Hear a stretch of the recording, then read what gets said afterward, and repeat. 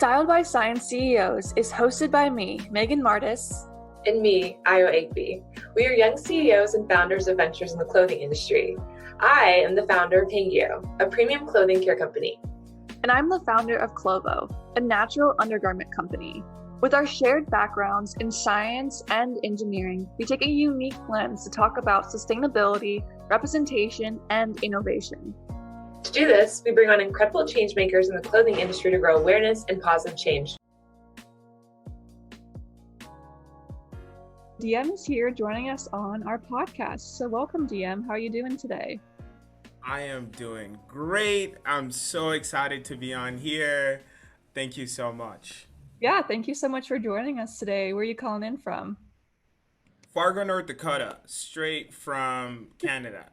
But That's really cold. beautiful place with beautiful people. Anybody listening, Fargo is the place to be anytime beside the winter. Don't come here. But I can't say I've been to North Dakota, but I've been to the South, and it's pretty there, so I'm sure it's similar. South Dakota? You went to South Dakota and you didn't come to the North? That state is not it. North is where it's at. So we'll Wait, host you anytime. Anytime. how cold does it get in North Dakota, DM? Uh, When it's very, bad, how cold does it get? very cold. Like if it's bad, and like blizzards are going, like it could get down to like negative 30 degrees, but it feels like negative 50, negative 60 sometimes. It's pretty nuts. That is wild. That is Yeah. crazy. So I don't know if you put makeup during like the winter and you go out, like what's gonna happen? Might just freeze your face. Like actually, I'm super curious about that. Like what It'll be happens if very set, probably. days? That's so true. Oh, wow. Yeah, I'm so glad. so besides being from North Dakota, what else you want to tell us about your background? Yeah, so I definitely not born in North Dakota. Was raised in the middle of this beautiful jungle in Tanzania. I was actually born and raised in a refugee camp. I moved here with my family in 2010, and I was just this super happy kid. Like literally coming to America was a dream of mine and my family, and really not just America. I guess living in where we lived, we didn't know what country was gonna pick us up, but some country might have been Australia, Canada, Britain, whatever. It was better than like living in the camps that we're living in.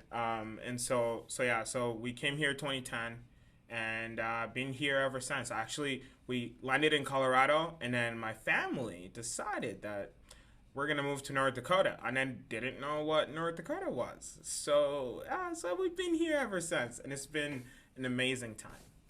Mm. And you also just had something big come up too. You graduated from college. Mhm. Oh Yay. yeah, bro! I finished college. Yeah. Like Black Boy Joy. Really excited about that. My family was super happy. Built a company through college, which was, I think, one of the hardest things I've ever really done.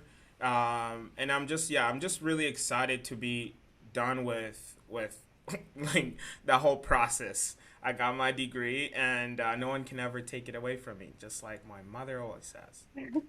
That's an incredible story, DM. And I would love to hear more about your startup journey and how you've created Enlight today.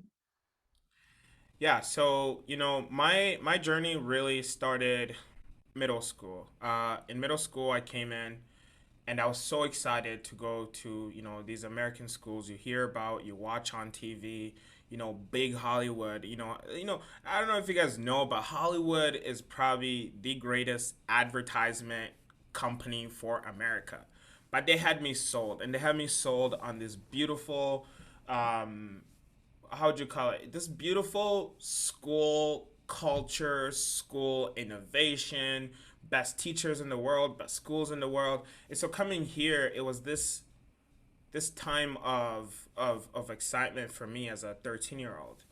And going to school was that like leap from going to a refugee camp school to going to the best schools in the world, which for me, I thought was in America. And school was very boring. And like I hated it. I was like a few months in, I'm like, dude, like this is it. Like this is just boring. I mean, look, I came from schools where, like getting whipped was a norm, right? A little bit different.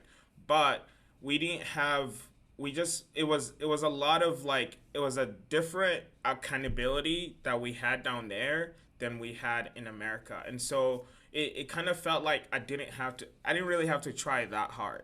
And it started kind of becoming this time where engagement was an issue for me because I didn't feel really connected to my teachers. I didn't really feel engaged. And especially when you come in with curiosity. I was a very curious kid growing up. And so for me, I was used to not having the information. So for me, for example, like I used to sit and watch like airplanes going by, and I'm like, whoa, like how in the world do those work? And like by pursuing that, my dad bought me this book. It was about programming, and I got to read about inputs and outputs. And like I don't know if you've ever learned how to use a computer just from reading, and you don't actually have a computer to actually like type stuff in, but that's how I was learning. I was literally learning computers by reading stuff. And so it was like this super excitement of like, wow, I'm gonna use computers and really actually get into it. And then and it just wasn't what it seemed it was for me.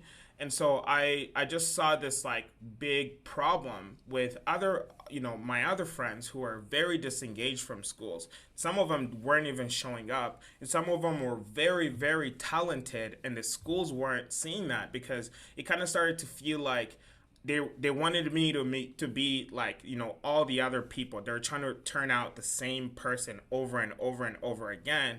And that was I am a highly creative person, I would say, for myself, but I'm very creative. And so it kind of started to feel like my passions in school was like going head to head with each other, right? And so it was this problem that I started to have where I felt like I wasn't not only engaged in school, but school was getting in the way of the things that I was interested in, the things that I wanted to do on myself.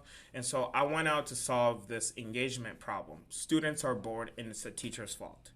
And very quickly after talking, and my journey really started high school. When I graduated high school, I went and give out this speech at this event called 1 Million Cups. I'm not sure if you guys are familiar with 1 Million Cups, but I think I was one of the first high school students in my state to do this. Don't remember correctly, so might have to check on that. But I was like, but there isn't a lot of students, like high school students, coming out and building companies. And so I was very nervous, but I was able to give out a speech that resonated with a lot of people of this boredom problem that students kind of go through.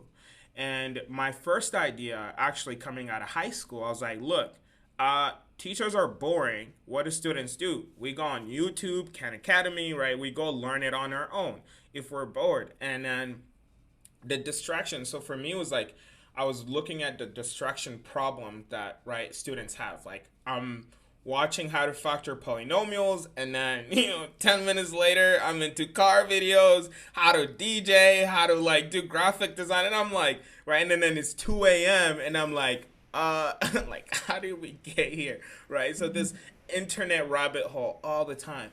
And so my first idea was like, look, maybe if we remove like the distractions from, maybe it might allow students to really dig in deeper and really try to understand their subject matter. And to go even a little bit deeper than that, like I started really thinking about an algorithm that would help students find materials that was kind of like personalized to them. So if you like, if you want to watch how to factor polynomials and you really like animated videos, right? Because, you go to Khan Academy, you literally put in how to factor polynomials, you get 80,000, 100,000, 100 million like results from Google. So my first idea was, how can we personalize that for a student? And then I was like, and then after talking to a lot of teachers, I started to find out that the problem wasn't really like a teacher's fault.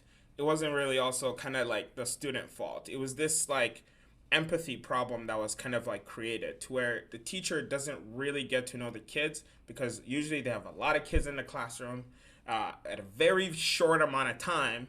They have a lot of stuff to cover, standardized tests, all these pressure that a teacher has. It's impossible for them to get to know and really personalize the experiences for every student. And so if you're the one in the front of the classroom always, right, like putting your hand up, like you get the attention because you get to actually share yourself and maybe even your ideas with your teacher. And so I started really to start looking down to where like like really looking down in the layers of what's actually happening in the schools to understand how I can actually solve a problem, because I feel like a lot of people are solving symptoms, not actually problems. And so I wanted to go find a problem, and the problem that I really found was that teachers were kind of like public speakers don't really know their audience. And so that's what my company does. We help teachers become experts on their students by building profiles, and the profiles ask about students' passions, their interests. We ask about their aspiration. We ask, do they like to collaborate? Do they like to work by themselves? Do they like in-classroom activities? Do they like projects? And so all this data that teachers don't really get to have until maybe the end of the school semester, if they're even asking for it, like they get it literally on the first day of school, maybe in even 15 minutes, right? And so they can start using this data to tailor their instructions. So if you know that 80% of your classroom is really into basketball, let's talk about basketball, right? That's more engaging than you talking about or cracking jokes about something that no student is even familiar with. And so what we've done is that we've taken the guesswork out of a teacher's time, to where now it's like you're not just wearing a blindfold as a teacher throwing targets at moving targets who are students, because look, TikTok, Instagram, Snapchat, Facebook all engage in one way: your passions and your interests. And so we're given the same power to the teacher to be able to do the same thing and really make an impact, because that's why teachers also go into teaching. If you know my passion, then we could talk about that. Because the reason why I started my company is because I went to my high school counselor and I told him, I said, Mr. Zool, I'm really excited about this idea. And he said, look, thank you for telling me. Let me take you to, like an actual person who actually ran 1 million cups. And so for me, if I wasn't able to tell that, like, this idea, this Enlight, this journey wouldn't have gone anywhere.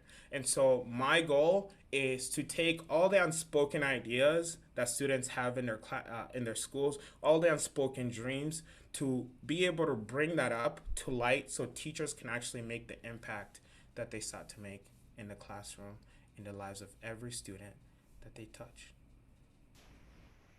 Wow. To say the least, wow. What an incredible journey that you've had since you started. And I think it's important to note that this came from a personal pain point and a personal experience. And you also saw this impact not just you, but other people too. And it's kind of been incredible to see how you've taken all the insight and you've used that to find the actual problem and not the symptoms that you were mentioning. So you started this all really in high school. Very, very young. That's incredible. How has it been building a business while being a college student? Because I think not everybody gets to have that experience, but you did it and you graduated. So what was building a startup in college like for you? And tell us a little bit more about how Enlight has developed over time while you've been in college. Yeah, so great question. To answer that question is finesse. That's honestly how I would put it. So, if you're an entrepreneur, right, you have to figure out how to have 20 different hats at the same time, especially early on. And school is another hat that you also have, and that hat also has like 8 different hats of like all the 8 different classes for like how many ever credits you're taking through college, that you gotta not only like really pay attention to those tasks that you're doing. And so for me, it went back to relationships. I got really good at building relationships with my professors. And I would say it was a little bit easier for me since I'm building a product for teachers, obviously, right? So I could go and tell them, and they would actually resonate with the problem. And it would make it easier for me to say, look, I won't be here. I got a pitch competition to go to. And also the other thing that helped me was I was going to the business school. And so a lot of the teachers were, not a lot of them were entrepreneurial. I'm not going to say that, but a lot of them were a little bit lenient on some assignments of me, but I did get the work done. But the most beautiful thing that I just loved out of my college experience and how Enlight grew was seeing how, like, a college having and not having an entrepreneurship department is so important. So I got in 2020. Well, yeah. 2018 is when I really start. Wait, no, 2017 actually. 2017 is where when I started NDSU. So I went to North Dakota State University, and they didn't have an entrepreneurship center there. And at the time, I had no idea who to go to. Who do I ask questions, right? Like I'm new, in in this field, and so I felt like I was alone. But when we hired an actual like entrepreneurship director, and they built this like amazing wing in the business school of business called the Nice Center, which is the entrepreneurship center there. Like everything just transformed to where the support started coming in, right? And I started to meet like-minded people, and from there, I was very, very inspired to start the entrepreneurship club. So I started an entrepreneurship club at my school to try to get more kids to come in. And the more like students that like we got into the club, the more that they started to, help me, and we would brainstorm ideas, and I would ask them about, their experience growing up. And through school especially, and that would give me, right, so having this kind of network of other students also gave me a big advantage to be able to not only get like student perspectives but also a teacher's perspective. And through also college, I was also able to start a VC fund, which also helped me learn how to invest. We literally built a VC fund from the bottom up to get to understand all the inner workings of what a VC does, and how to build one and how to actually invest. And so I was not only an entrepreneur going through school, but we also became a VC through college. And so I felt like college is this playground. It's this playground where you're free to experiment. You're free to do whatever you kind of want in a safe environment where everybody and every person you go to and say, look, I'm a student looking for help. And everybody's going to say yes, right? Because they also understand how they were in that, in those shoes. And everybody obviously wants to help students. Like, think about how many discounts you get as a student. Think about what how much power your ed.edu email literally holds, right, on the internet. And so all this, to take advantage of that, was the best thing to start a business, because sometimes I would not have to pay, right, the full price for Adobe Creative Cloud, right? I didn't have to pay, like, some apps were even free, right? And so it was that. I also did a lot of competitions, pitch competitions, and all that.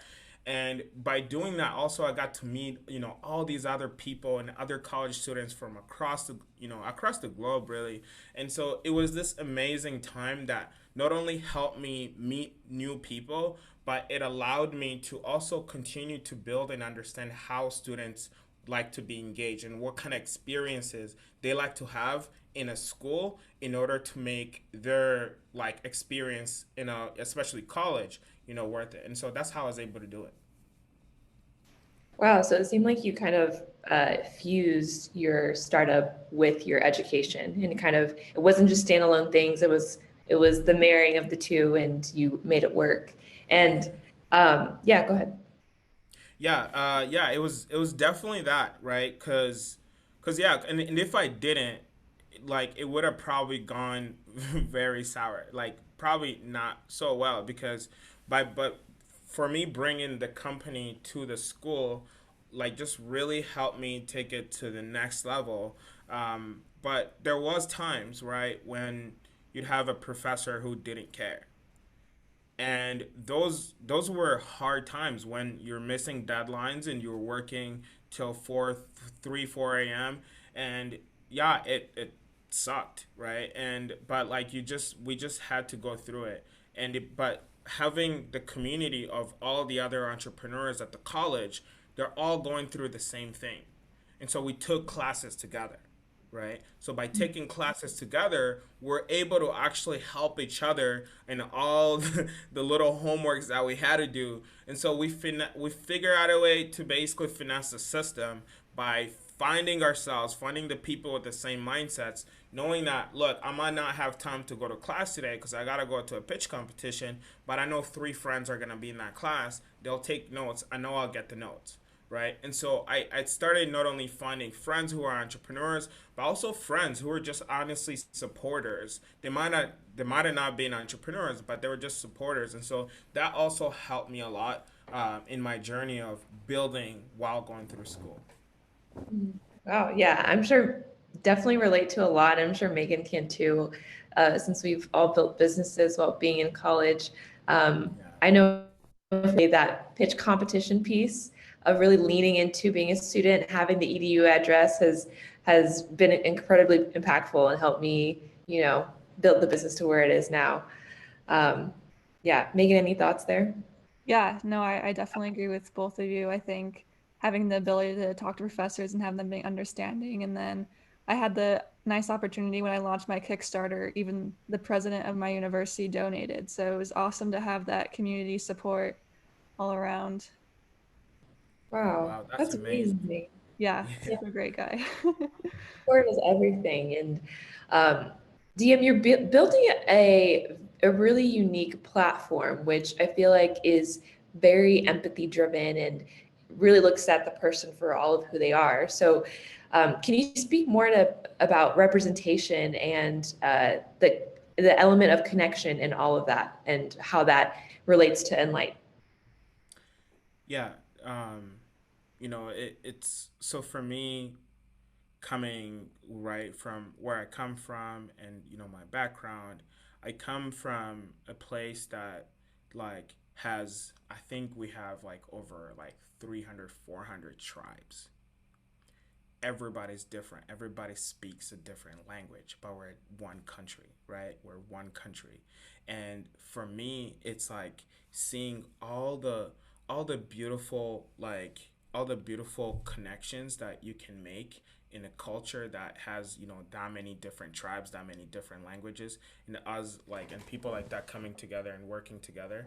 Like that for me was kind of this model that I started to think, right? Like in America, you have people who come from many different places, right? And as an educator especially, like you can't relate to every background, right? It's just impossible. And so for me it's this like empathy thing to where I was like, look, you might not have to know about my background and the experience of me going through, right, like the refugee camps and all these things, but you knowing my dreams and what I want to do with my life, my passion, my interests, that is a game changer, right? And so for me, it's like this belief that I have in me that there's a lot of lost Einsteins, lost Picassos, right, who have gone through our education systems and are not given a chance or given a voice to be able to speak up. And so for me, like one of the biggest stories I always remember is I had a friend in high school. This guy was this amazing artist. He was an artist, and I mean, like this dude would look at you just the way you are, and he would just take a pen and he just start drawing, and like it just mind blowing, right? And like my dude is working at TJ Maxx. Not to say like that's a bad thing, but like that guy, if the education system like succeeded, he should be making millions of dollars because he has talent. And I believe, right, like that there are producers coming up. For example, I was really passionate about music, so I went and learned how to be a DJ, right? But like then you go to a school dance, you're like, this is the most boring thing ever, bro. Like I could be up there probably like tearing it up. But like, and so it's like these are opportunities to where I feel like they see us as kids and we don't know what we want, and maybe sometimes we don't, but the school doesn't give us that chance to become ourselves, to like not only pursue like our passions, pursue our dreams, but it doesn't give us the place to actually ask us those questions. So think about it. How many times were you asked, what are you passionate about? What are you interested in? Right? Those are questions that like schools don't really ask about. You go to parent teacher conference, the only two things my teachers would talk about were my grades and my behavior. That's So it. true. And it's like, bro, those things don't represent who I am. And so, in Hmm. order to figure out how to help these kids, right? In order to figure out how to help these kids, we have to figure out that, and we have not only figure out, but we have to acknowledge that they're more than that. They're more than just their grades. They're more than just their behavior in the classroom. They're people. They're people with dreams. They're people who don't have dreams. Some don't have it, right? And so how can we cultivate through, middle school, through high school, maybe even starting think about when you're in kindergarten, how many people did you want to become? Astronaut, right? Fireman, whatever. In Africa, I didn't like I like in Africa, I wanted to be a pilot so bad. I love planes. I don't know if you guys have noticed that, but I love planes. I wanted to be a pilot. Had no idea how, but I knew I was gonna be a pilot, right? That changed later, but I had a dream. Even a kid in a refugee camp has a dream, and we live in America, so why not have that empathy to get to understand the kids, to figure out, look, I don't, because like, look, college and all these things, they're important, sure, but like we live in a society to where I can learn graphic design, photography, videography, whatever I want to learn, I could learn it now and start making money, Yeah, right? you're But completely right. also, right, and as students, we're not only competing with ourselves or the people in our town. This is a connected world. We're competing with billions of other kids across the world, if you think about it, right? Especially in a remote world. I don't just have to two of my, my other, like the people that I'm working with in my company, right? One is in Dallas, the other one's in Chicago, right? Hmm. Like I could hire someone in India, I could hire someone in Lagos, I could hire anybody. So we're not competing just with the people who are locally here. We're competing across the globe. And in order to be, like the top, to be chosen, you have to be unique. You can't just be like everybody else. And so in order for schools to be able to create that, empathy comes first, impact comes first. And that's the really like the gist, maybe a little bit longer story, but to really tie it in, it's just all about getting to know the kids and what their dreams are, so we can actually help them work towards that.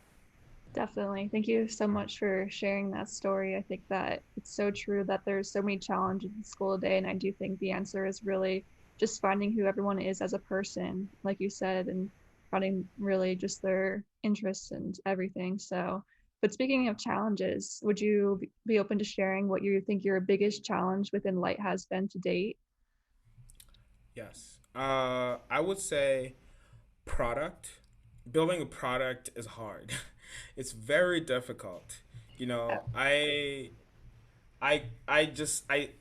a visual person, and so I learned graphic design, and I was able to create this beautiful app, clickable demo, and I could demo this to teachers. They're like, whoa! But taking that and turning it into an actual codable, clickable, data, like with data and everything, is really hard, because having the communication skill of a creative person, that I have my own vision, and taking my own vision and putting it in like a programmer's brain, and it's really difficult. And so for me, that has been hard. Raising money has been a little bit hard, also living in North Dakota, so not having like access to capital has been a little bit hard, because if I had, the money, I could just hire all the programmers in the world, right? And they just get it done. Yes, And so only. right? And so balancing how much I'm spending, how much risk I'm, taking for hiring this software company or hiring this engineer, right? It's so much because you have such little time, and the time for you to get to, right, like to a beta, I mean, call it alpha, to a beta, to a product, and a product that has product market fit is a process, right? And so the hardest part for me in this journey, and I think this is, I believe, the hardest part about starting a company is going from, the 300 people on our product to the 5,000 people on our product, right? And so that threshold is really hard to kind of like accomplish there. And so getting to product market fit is a little bit tough, because it takes capital, it takes staying alive, it takes making the right decisions, it takes taking the right risks, right? So there's so many things put in there, and sometimes it's just pure luck and you find the gold, and sometimes you don't. Like a lot of my friends, who also, right, might have been in the trenches and also are back in the trenches, and that's the beauty of entrepreneurship, is that you get hit once and maybe this thing doesn't work out, you come back up with a new thing, and right, and then we out there. Yeah, entrepreneurship is definitely a game of resilience. Yeah. And you have to keep going and keep going and keep trying, to have any chance of like succeeding. So thank you for sharing that. And let's say that there's a student in your position. Let's say they're in high school, they're in college, maybe they're even younger in middle school, and they have something that they're really passionate about, and they think they can make it into a business. They think that they can make it into something that can serve other people. What piece of advice would you give someone that's just starting out, that was in your position where they saw this problem, they saw this need that they wanted to fix? What piece of advice would you give them starting out? Go build the relationships. Mm, tell me more. Relationships are power. It's power.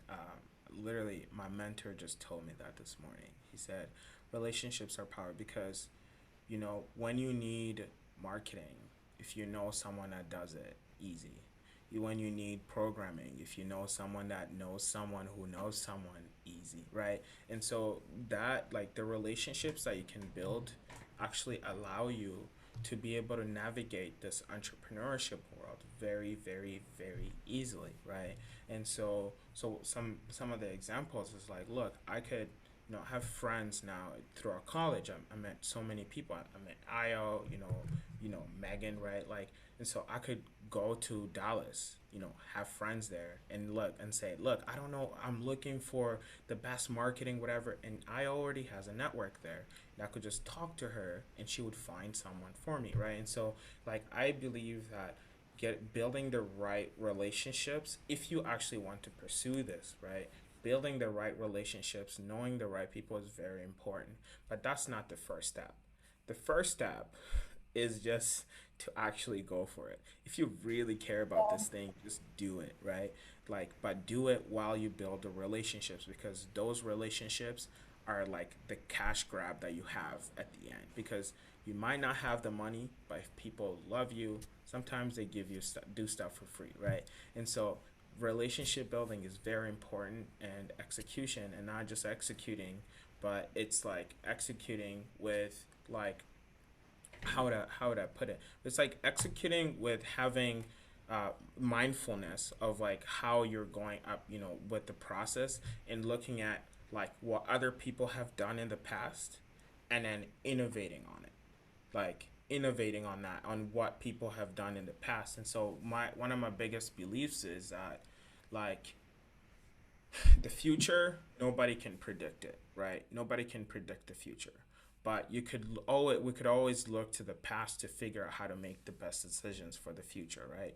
And so I think it's kind of the same thing with the business, right? Like when you're running your own business, you can look at to other people's past to figure out how you can make, right, better decisions, but like understanding that, like, you have to innovate on that, because you have to, like, your path and this other person's path are just not the same. And so these future decisions are very unknown, right? Like, I don't know what, but even I think the Disney CEO doesn't know what decision he's going to be making next year, right?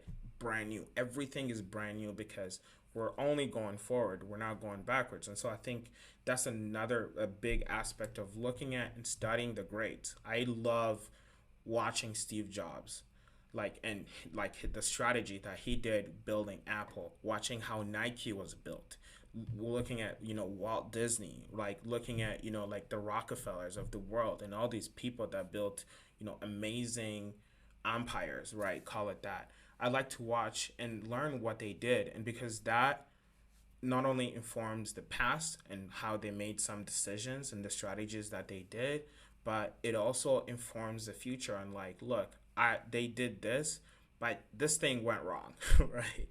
And so that can predict the future for you because they made a mistake back then, right? And so you could start figuring out how to literally work your way through by looking at the past and having it, right? Look at what the present is and then you innovating from that.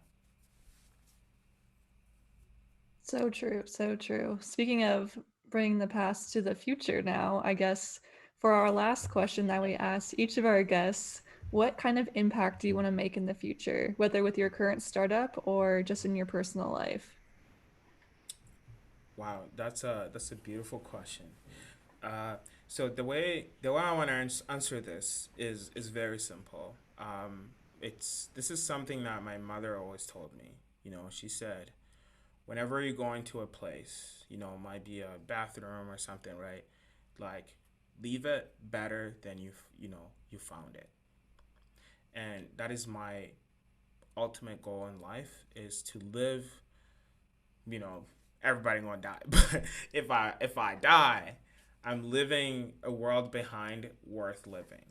And you know what I mean? Like, that's like the big vision. But what that looks like, to be honest, at 23 years old, I'm not sure.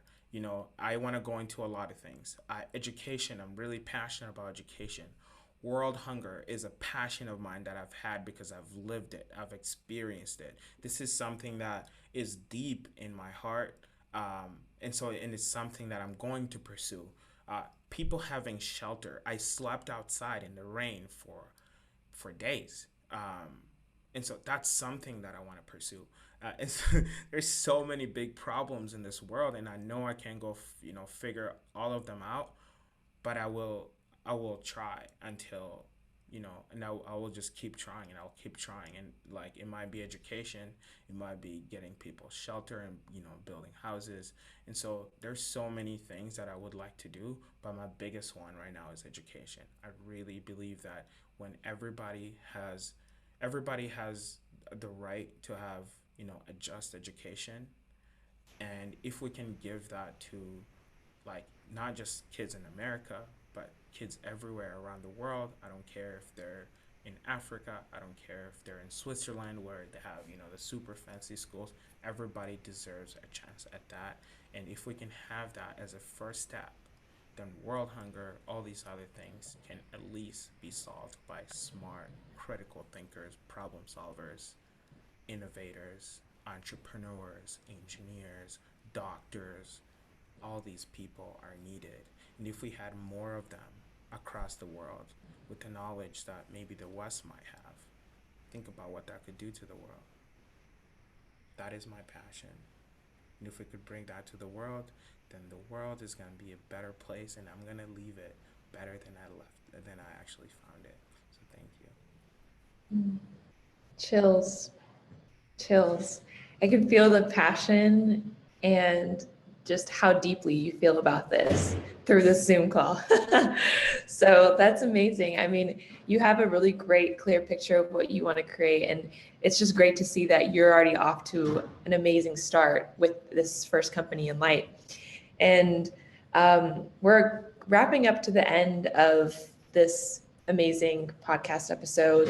And at the end of each episode, me and Megan share our biggest takeaways. So for mine, my biggest takeaway from you today is that you can use the past to help you navigate the present. And I think that one stood out to me is because oftentimes we feel like we may not have the answers, but really, if we just did more reflecting, we can take data points from our past and apply them to make better decisions for the present. And so it's almost like we have a lot more within us than we think we do. Wow, that's amazing. Thanks for reflecting that back to me. I think my main takeaway from today was your piece about making connections and networking. I think that like really resonated with me because I think from my own startup position, I think really being able to run ideas by people by having those mentors and them having connections is really just incredible. And it really brought us all together today. So I think it's definitely something to really consider when you're starting out, like you mentioned. Yes. And can we just take a moment to talk about how we met? Megan, we were talking about how we were going to share the story. But how this happened, how me and Megan met and started this podcast actually was through an intro from DM. So, DM, do you want to share a little bit more about like how you connected us, how you found each other? And then I can add Yes, on. I met this amazing woman named Lissa, and she's my mentor, and I met her through a founders retreat that we did in Fargo, and I really loved her vibe, and so we got to connect, and it was like this one time where it was like, look, like we're gonna have this. It was like um a coaching call, and then we did one coaching call, and then after that we kicked it off, and then I got to connect her to Io, and then Io started talking to her, and then through Alyssa, I got into Techstars, and I think Megan wanted to talk about like Techstars, and then Lissa connected me to Megan. I was like, look, y'all's doing awesome things, and you're doing the same thing. And I was like talking to Megan, she's saying stuff Io would say, and then I'm like, look, this just makes sense. Let's put you guys together and look at the beautiful flower that came out of that. And I'm really Yes. happy. That was a perfect representation, or this is a perfect representation of the power of your network and the power of building community. And I think that's a really great way to end off. DM, we just want to share our biggest appreciation for you. Thank you for your authenticity. Thank you for your heart that you just shared with us and your story. We're excited for what you're building. And thank you for coming on this podcast to speak more about everything with us. If you guys who are listening would like to share more about what you think about DM's story and also any thoughts that you had on our podcast episode, then feel free to like and comment. And if you think that you know someone that would really enjoy this episode, please do share it. It helps so much. And we just want to spread this great message to everyone that needs to hear it. So thank you guys. Thank you, everyone. Megan, any last thoughts? Nope, you wrapped it up perfectly. Thank you everyone for listening, and thank you DM for being so open and sharing your story. And that was Styled by Science CEOs. Woo! Awesome, guys. Thank you so much. Can I cut? Yeah, sorry. We should add bloopers in here. We go.